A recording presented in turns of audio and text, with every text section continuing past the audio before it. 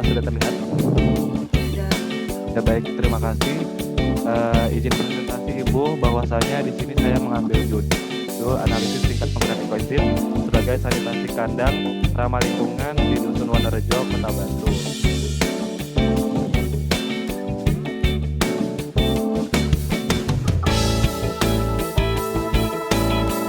Di latar belakang,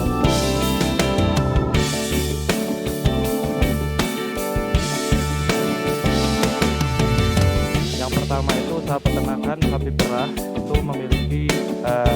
itu memiliki tujuan untuk menghasilkan susu, sehingga dalam menghasilkan susu perlu diperhatikan dua faktor. Yang pertama genetik dan juga lingkungan.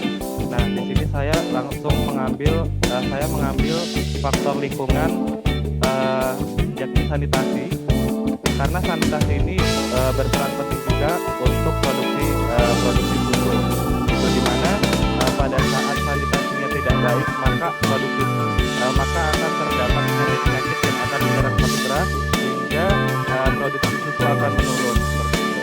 Kemudian untuk sanitasi yang biasanya digunakan oleh peternak rakyat adalah menggunakan sabun, yang mana sabun ini memiliki bahan-bahan toksik untuk lingkungan, sehingga perlu diperkenalkan alternatif untuk menggantikan sabun yang ramah lingkungan dan juga baik untuk lingkungan.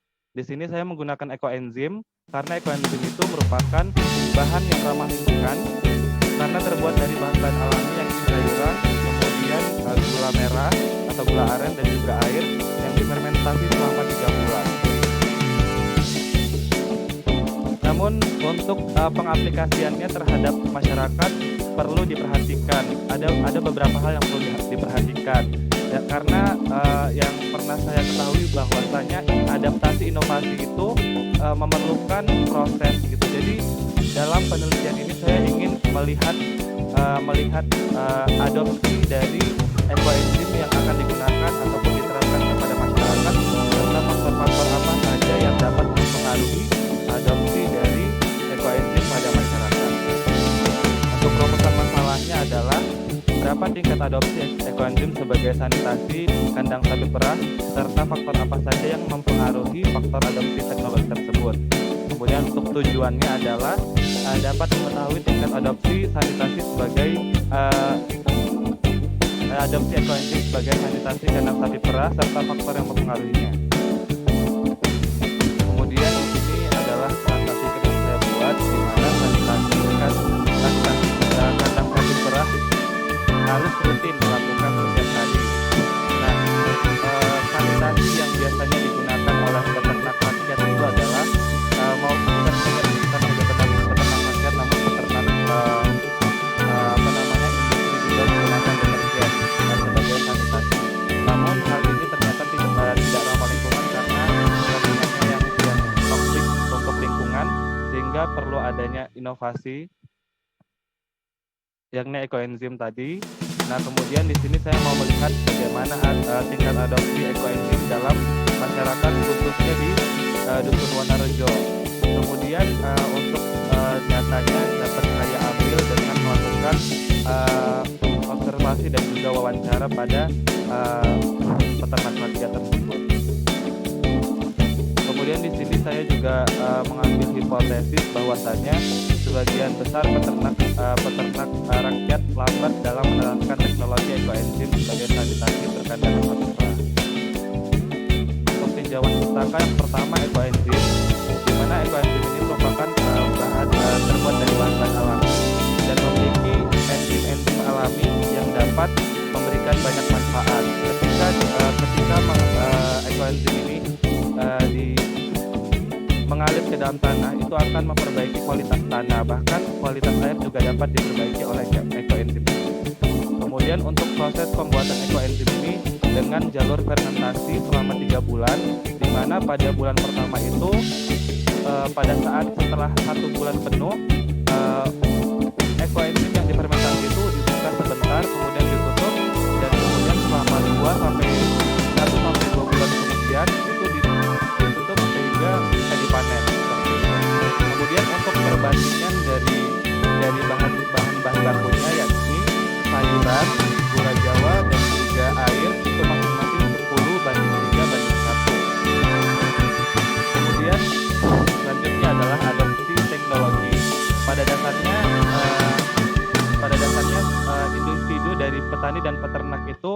tidak mempunyai kemampuan untuk mengubah keadaan usaha taninya. Oleh karenanya harus membutuhkan bantuan dari luar. Nah, bantuan dari luar ini adalah bentuk inovasi yang diberikan sehingga dapat membantu pekerjaan baik dalam bidang pertanian maupun peternakan dalam hal ini.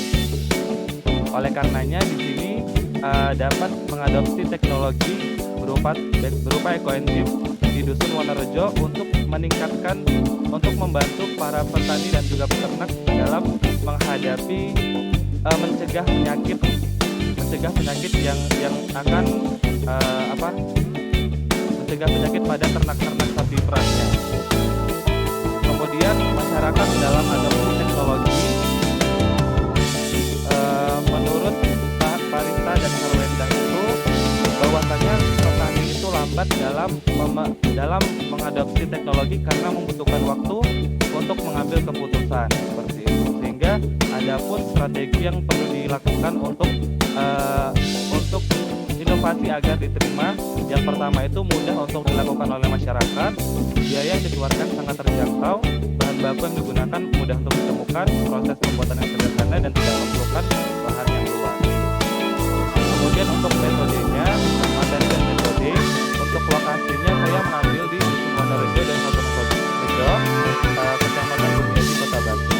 Waktu yang dilakukan itu sekitar 3 bulan untuk pembuatan ekoenzim dan sisanya adalah untuk pembuatan proposal dan juga pengambilan data dari masyarakat.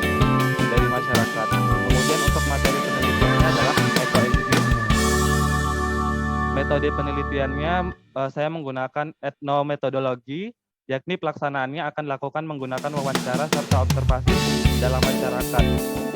Kemudian untuk variabel penelitiannya, yang pertama itu saya akan melihat karakteristik dari inovasi yang ditawarkan yaitu ekoenzim, kemudian juga karakteristik calon pengguna, kemudian saluran media komunikasi yang digunakan oleh calon pengguna, dan keempat itu adalah kualifikasi petugas penyuluh lapak.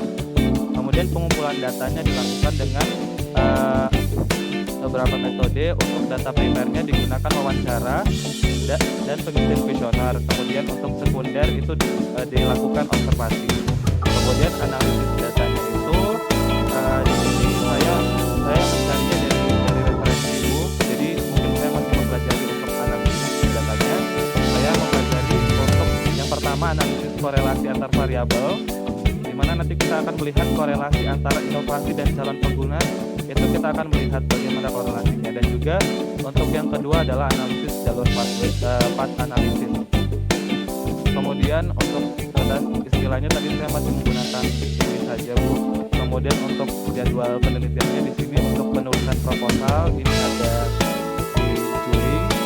Kemudian pembuatan ekoenzimnya dari Agustus sampai Oktober karena memang membutuhkan waktu 3 bulan. Kemudian pengambilan data dan observasi dan wawancara itu dilakukan Oktober dan November. Kemudian penulisan laporan dilakukan November dan Desember. Berikut adalah daftar data yang saya gunakan.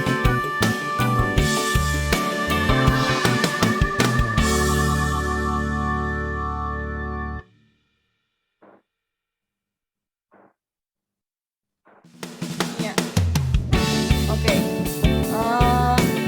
Makasih Mas Dianan. Ya udah bagus. Nanti dilihat nanti cara citasinya menurut pedoman ya Mas ya. Kemudian harus ada harus ada ya, nanti kamu cek lagi ya, harus ada beberapa hal yang menjadikan perbedaan antara penulisan proposal dengan penulisan proposal skripsi dengan proposal PKM ya. Ini ada kayaknya ada kesamaan dengan proposal PKM ya. Oke, terima kasih. Mungkin ada yang kedua? Ya, ini. Ya, Nadila. Ya, silakan.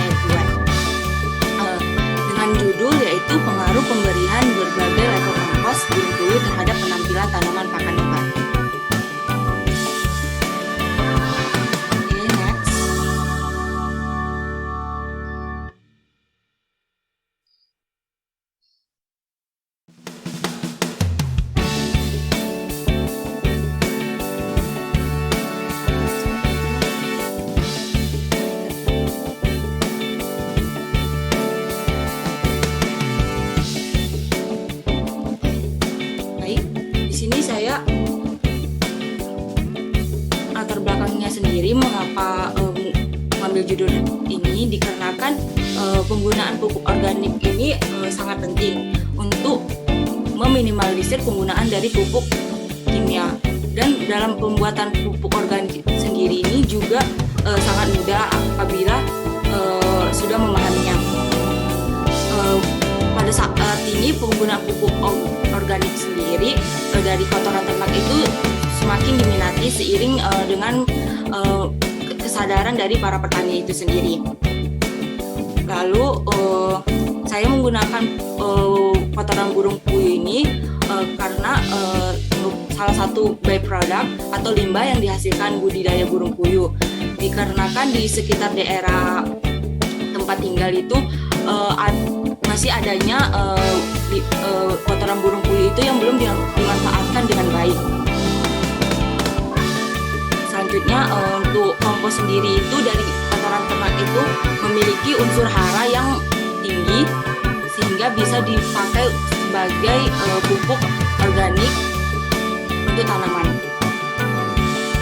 Dalam pemberian kompos sendiri, tanaman dapat meningkatkan produktivitas tanaman, salah satunya yang dapat berbunga. Untuk tanaman pakan lembah sendiri, saya menggunakan tomat, yaitu dikarenakan kelompok tanaman yang dapat berbunga musiman. Di sini tanaman tomat ini merupakan tanaman pakan lebah yang dapat membantu dalam pemberian nutrisi terhadap pakan lebah itu sendiri. Adapun rumusan masalahnya sendiri, di sini belum adanya standarisasi penggunaan pupuk kompos burung puyuh untuk tanaman pakan lebah, yaitu salah satunya tanaman tomat. Di sini juga belum diketahuinya ukuran penampilan pertumbuhan tanaman pakan lebah, khususnya tanaman tomat, sesuai dengan pemberian kompos burung puyuh. Adapun tujuan penelitian ini sebagai mengetahui penampilan dari tanaman pakan lebah itu sendiri, yaitu tanaman tomat, apabila diberi perlakuan dari beberapa level kompos dari kotoran burung puyuh. Lalu ada pun perbedaan level pemberian kotoran burung puyuh terhadap pertumbuhan tanaman pakan lebah, yaitu tanaman tomat. Selanjutnya itu ada kerangka pikir. Ini kerangka pikir yang saya buat.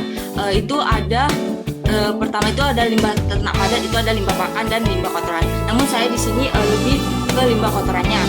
Di sini limbah kotorannya itu bisa kita lihat adanya kandungan dari kotoran burung puyuh itu sendiri.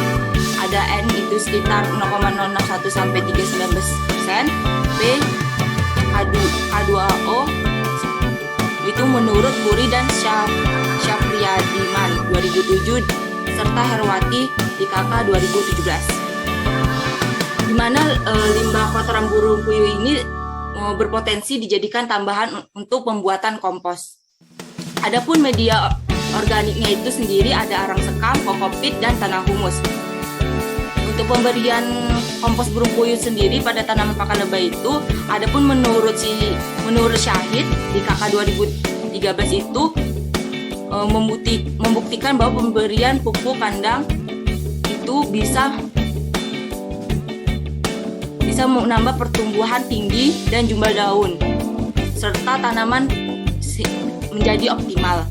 Lalu ada penggunaan pupuk organik itu dengan perlakuan itu bisa menambah jumlah variabel, jumlah batang, jumlah daun tinggi, dan indeks luas untuk tanaman jagung menurut Yati di KK 2013. Selanjutnya itu pengujian tanaman ini diamati pada fase vegetatif menuju generatif, antara lain tinggi tanaman, diameter batang, jumlah daun.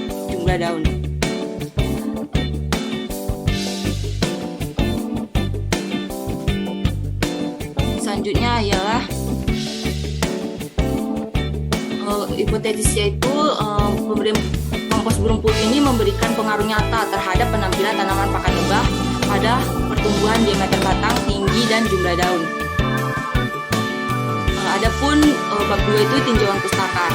Kita tahu kompos sendiri itu merupakan bahan-bahan organik, hasil pemangkasan daun, sayuran, buah-buahan, limbah organik, dan kotoran hewan. Ini yang bisa dijadikan pupuk sebagai tambahan untuk kesuburan dari tanah sehingga tanaman yang kita tanam itu bisa bertumbuh dengan baik. Adapun kualitas kompos sendiri itu sudah ada standarnya, itu SNI 197030/2004. Pupuk organik ini juga dapat menggemburakan struktur tanah, hara yang tersedia bagi tanaman, dan ramah lingkungan tentunya. Itu menurut Agus DKK 2014. Selanjutnya ialah pakan lebah. Pakan lebah sendiri itu tentunya membutuhkan nektar, merupakan cairan manis yang mana untuk sebagai pakan lebah. Lalu di sini tanaman tomat itu dapat berbunga dengan baik dan dapat memberikan pakan lebah itu sehingga lebah dapat menghasilkan madu. Adapun selanjutnya kompos dari burung puyuh itu sendiri, dengan adanya penambahan kompos ini membuat pertumbuhan dari tanaman itu menjadi cepat, lalu kesuburan tanah juga baik, sehingga pertumbuhan dari tanaman akan cepat. Lalu adapun penggunaan pupuk kompos sendiri tentunya tidak memiliki bahan kimia yang dapat merusak tanah.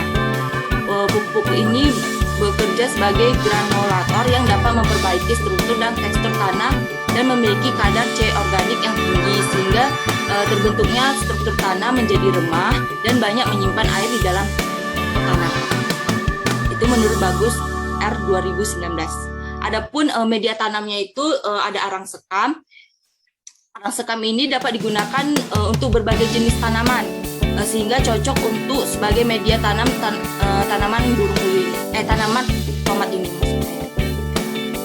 Di sini arang sekam itu juga mengandung ada unsur N, P2O5, K2O, dan beberapa unsur hara dengan pH itu relatif basah atau hingga netral. Adapun kokopit juga sebagai media tanam itu merupakan serat sabut kelapa. Ini juga mudah untuk diaplikasikan dalam penanaman tanaman. Di sini juga pH-nya juga relatif basah dan netral. Kokopit ini juga cocok untuk campuran tanah dalam pot, media pembenihan, media hidroponik, dan material lapangan golf menurut Magnesia 2019. Selanjutnya itu ada tanah humus. Tanah humus sendiri itu juga sebagai media tanam. Untuk ininya bisa dipercepat tujuan pustakannya. Oh baik Bu. Tanah humus ini sebagai bahan organik, karena ini tanah akan mengalami proses pelapukan. Ini merupakan campuran dari beberapa media tanam tadi yang sudah saya jelaskan. Selanjutnya itu ada bab 3 materi dan metode penelitian. Lokasi saya sendiri itu saya ambil di daerah Prestagi, Kabupaten Karo, Sumatera Utara. Itu sekitar 30 hari dari mulai 1 Juni 2022 hingga 1 Juli 2022. Materinya sendiri itu ada kompos burung puyuh. Ini bisa diambil dari peternakan Prestagi. Bisa dilihat gambarnya. Lalu ada media tanam, itu 1:1 sebanyak 250 gram. Ada arang sekam, kokopit, dan tanah humus. Untuk perlakuannya itu dari P0 hingga P3. Selanjutnya ada tentunya benih tanaman tomat. Adapun alat yang digunakan itu sekop, polybag, timbangan analitik atau timbangan digital, pH dan suhu digital itu menggunakan merek MediaTek. Serta penggaris itu kan digunakan untuk mengukur tingginya 3 diameter hingga panjang akar pada tanaman. Lalu ada tali rapia sebagai perekat, ada penyangga kayu, jangka sorong, sebatang kayu. Lalu ada pun metodenya itu saya jelaskan tadi ada 4 perlakuan. Yang pertama P0 itu media tanam organik, P1 media tanam organik hingga 10% kompos burung puyuh, P2 media tanam organik plus 20% kompos burung puyuh, dan P3 media tanam organik 30% 20% kompos burung puyuh. Untuk variabelnya sendiri saya akan melihat dari diameter batangnya, tinggi batang, dan jumlah daun. Pelaksanaannya ini tentunya pembuatan kompos itu persiapan itu media organik, lalu ditimbang sebanyak 750 gram untuk masing-masing 250 gram arang sekam, kokopit, dan tanah.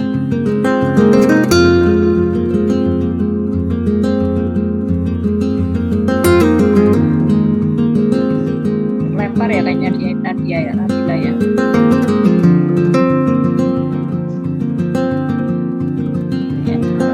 Tolong disiapkan, mungkin ada yang nomor 3, ada yang mau untuk yang ketiga. Halo, Udah masuk ya, silakan masuk lagi tadi. Ya dipercepat aja Nadila. Ya, data saya sudah paham. Saya menggunakan RAL tentunya, itu yaitu 4 pelaku tadi dan 6 percobaan. Adapun batasan istilah, lalu daftar pustaka. Ini daftar pustaka.